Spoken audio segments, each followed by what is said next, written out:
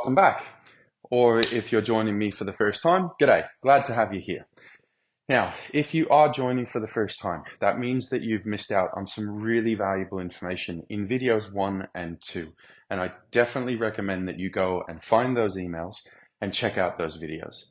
In video 1, we talked about the AIDAC principle, which is the principle that governs how everyone makes decisions, whether we're aware of it or not. AIDAC stands for attention, interest, desire, action, and commitment. It's a system that works with the mind of your prospect. When you truly understand and implement AIDAC, your prospect actually guides you through the selling process, and you'll know what questions to ask based on where they are in that process.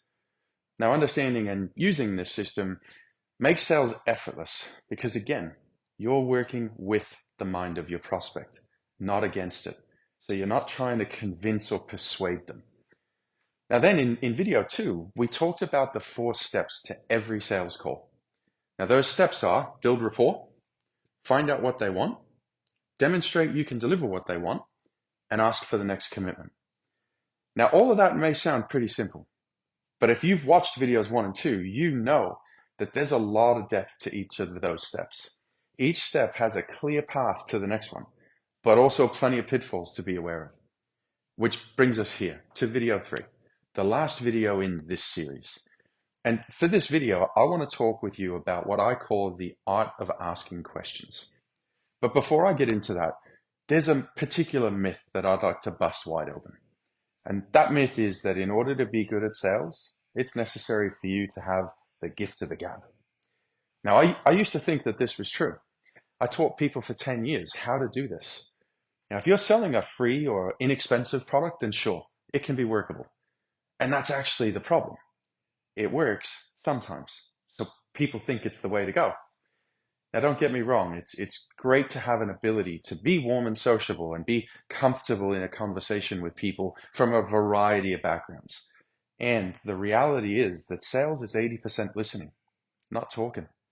Now, if your default is to talk, to set about telling your prospect all about the great features and benefits of your product, that's likely your first and biggest mistake. The thing to remember is that generally speaking, people love to buy, but we all hate feeling sold to. Now, if you're enthusiastically pitching all the features and bells and whistles of your product, however well-intentioned that may be, it's actually an attempt at persuasion. You're attempting to talk them into it and convince them it's a great product and that it will solve their problems. I know that right now it may seem counterintuitive for somebody who trains salespeople for a living to be telling you that you could be making a mistake by telling your prospect all about your product. I promise that'll make more sense in just a minute. Think back to experiences you've had with salespeople. When you're the one making the purchase, how excited or enthusiastic are you to hear someone's pitch? How often do you find your mind wandering when someone's going on and on about their product? And to be even more specific, have you ever had the experience of having a very particular thing that you wanted clarity on, or a specific question you wanted to ask, and you found yourself spending most of the conversation somewhat impatiently waiting for an opening to ask about it, and therefore you missed most of what they actually said? See, when making a purchasing decision, people will have fairly specific things that have their attention. Think about whatever it is that has their attention as the bullseye on a target. Now, if you set about telling them everything under the sun about your product, hoping to strike a nerve, it's the equivalent to shooting in the dark at that target and hoping you hit the bullseye. You might, but it's highly unlikely. What works is ensuring that you spend the majority of your time with prospects asking them questions and ensuring that you understand what specifically has their attention and is holding their interest enough for them to be sitting in front of you having a conversation in the first place. Now that serves 2 purposes. The first is it ensures that you get clarity on exactly what has your prospect's attention and interest so that you can then tailor the rest of what you discuss specifically to that. No more shooting in the dark. The other purpose this serves is it ensures your prospect feels heard and understood because they have been. Now, remember from video 2, the thing that most people like talking about most is themselves. And again, I don't mean that to sound like we're all selfish. It's simply that most people enjoy talking about the things that they are interested in. So the more you ask your prospect about them and what has their attention and get clarity on exactly what their problem is, the more they're going to enjoy and be engaged in the sales process, as opposed to having someone talk at them for 30 minutes to an hour. When you authentically set about understanding your prospect, the sales process becomes so much more effortless.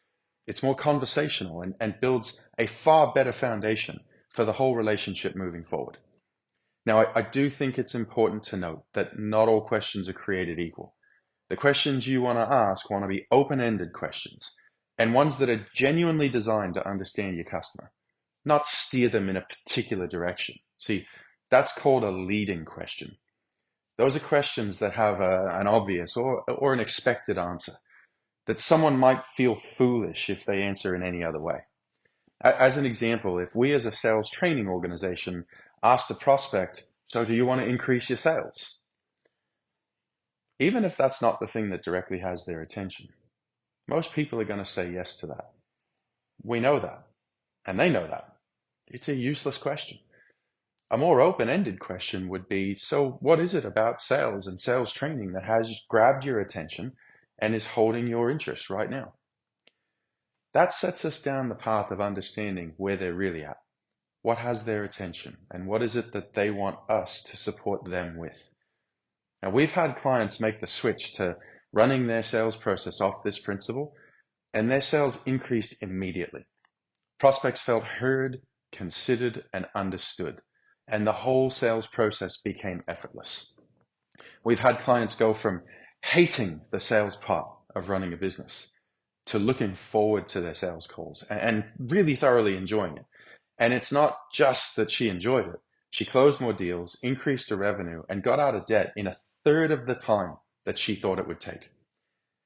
And because asking questions sets the foundation for a much stronger relationship with your clients, over time, you'll start to notice an increase in recurring business and referrals and advocacy. People are much more likely to refer to you when they feel like you're going to look after and take care of their contacts and referrals. If you've taken the time to truly understand your prospect and hear them out fully, they'll be happy to send you others and send plenty your way, knowing you won't be pushing or bullying them into buying. Now, I know some of you might be thinking, yeah, but wouldn't it just be easier to just make my sales pitch fancier and get a better slide deck and make it more engaging somehow? I promise. There is no slide deck more engaging than getting your audience to actively participate in the conversation, which is exactly what asking questions does. Now, when you start doing this, you'll notice it. You'll ask a question and all of a sudden your prospect sits up or they lean forward and they start talking.